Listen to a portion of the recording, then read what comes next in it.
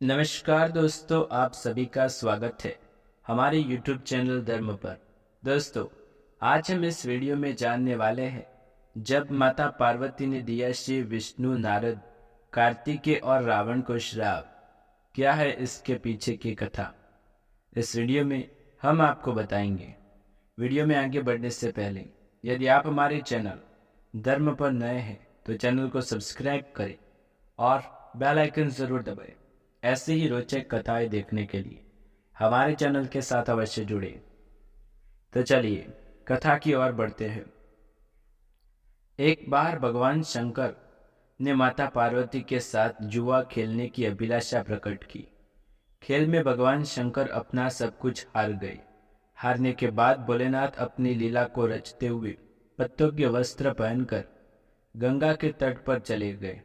कार्तिकेय जी को जब सारी बात पता चली तो वह माता पार्वती से समस्त वस्तुएं वापस लेने आए। इस बार खेल में मां पार्वती जी हार गई तथा कार्तिकेय शंकर जी का सारा सामान लेकर वापस चले गए। अब इधर पार्वती भी चिंतित हो गई कि सारा सामान भी गया तथा पति भी दूर हो गए। पार्वती जी ने अपनी व्यथा अपने प्रिय पुत्र गणेश को बताई तो मातृ भक्त गणेश जी स्वयं खेलने शंकर भगवान के पास पहुंचे। गणेश जी जीत गए तथा लौटकर अपनी जीत का समाचार माता को सुनाया। इस पर पार्वती बोली कि उन्हें अपने पिता को साथ लेकर आना चाहिए।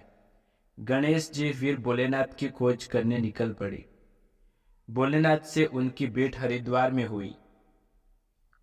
उस समय भोलेनाथ भगवान विष्णु व कार्तिकेय के साथ भ्रमण कर रहे थे।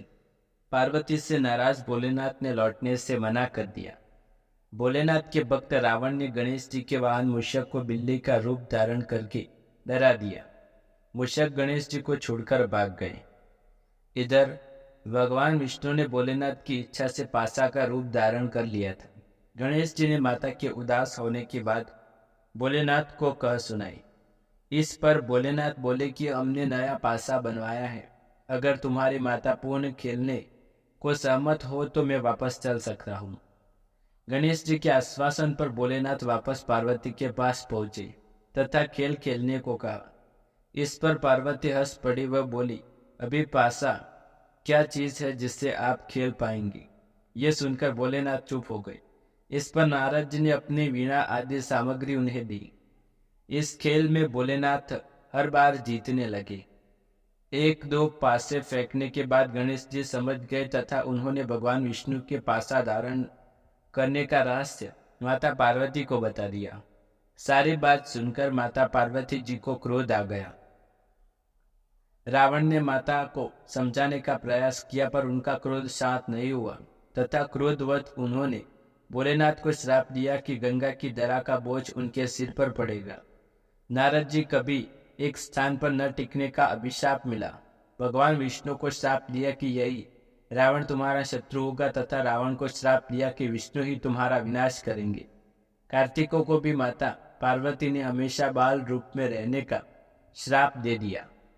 तो इससे आपको पता चलता है दोस्तों, भगवान विष्णु यानी कि राम अवतार में रावण से उनका युद्ध हुआ।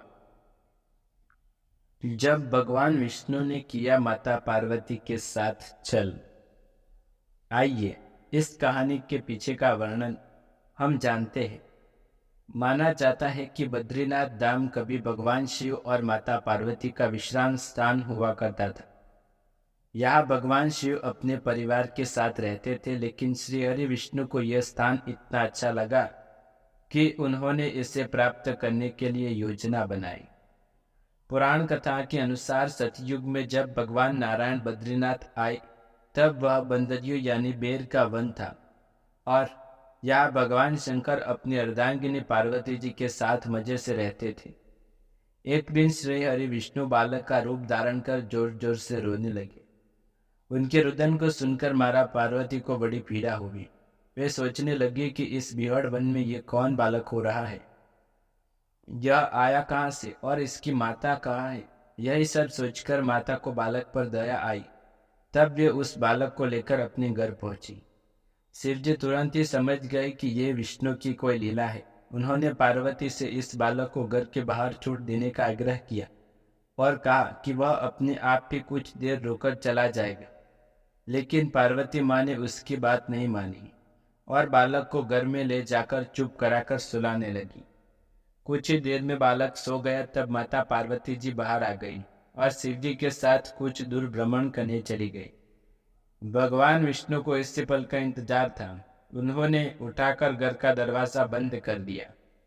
भगवान शिव और माता पार्वती जब घर लौटे तो द्वार अंदर से बंद था। उन्होंने जब बालक से द्वार खोलने के लिए कहा तब अंदर से भगवान विष्णु ने कहा कि अब आप भूल जाइए भगवंत, यह स्थान मुझे बहुत पसंद आ गया है, मुझे यही विश्राम करने दीजिए। अब आप यहाँ से केदारनाथ जाए। तब से लेकर आज तक बद्रीनाथ यहाँ पर अपने भक्तों को दर्शन दे रहे हैं और भगवान शिव केदारनाथ में मौजूद है। अब आइए जानते हैं भगवान श्री कृष्ण का नाम दामोदर कैसे पड़ा। पवित्र कार्तिक माह का एक नाम दामोदर दास भी है। दाम कहते हैं कि रस्सी को और उदर कहते हैं पेट को।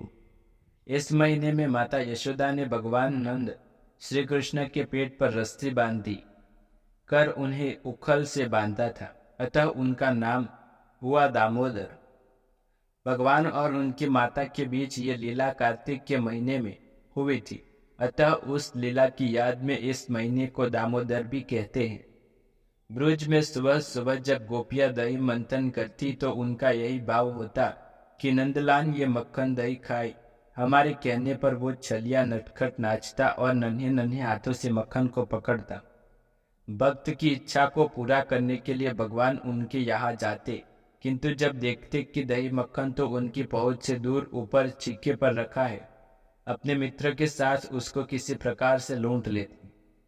गोपियां इससे आनंदित तो होती, किंतु नंदन को देखने के लिए किसी न किसी बहाने से यशोदा माता की यहाँ जाती और शिकायत करती।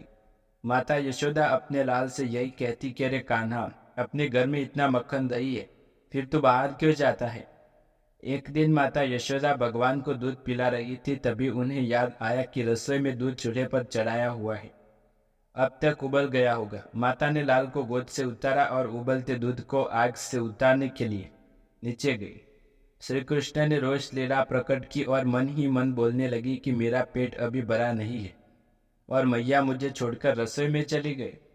बस फिर क्या था, भगवान ने सामने दही घी माखन रखे हुए थे, मिट्टी के बर्तन को तोड़ दिया, उसमें से सारे कमरे के दही बिखर गया, परंतु इससे भी भगवान कृष्ण का गुस्सा शांत नहीं हुआ। उन्होंने कमरे में रखे सभी दूध और दही की मटकियों को तोड़ डाला।